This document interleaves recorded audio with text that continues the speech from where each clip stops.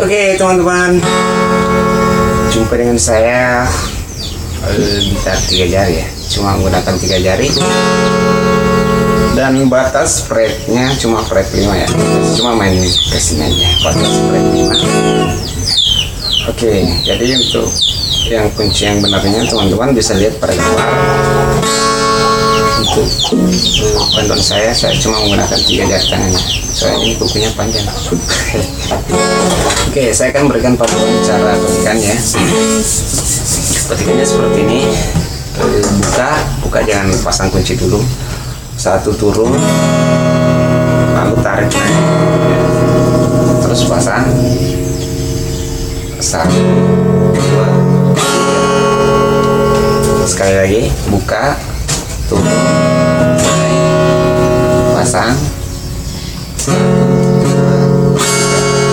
3. Nah, untuk yang pasangnya teman-teman jangan langsung turun dulu ya, cuma sampai 2 kali 2 ya. 1, 2. Nah, yang terakhir langsung turun.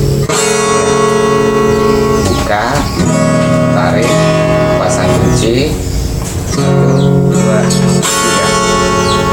Semuanya sama ya, jika lancar bunyinya seperti ini.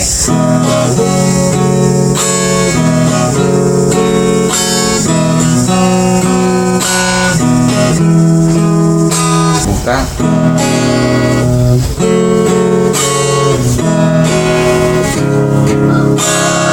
gitu ya. Oke, kita bisa belajar sebagian lagu di video berikut ya.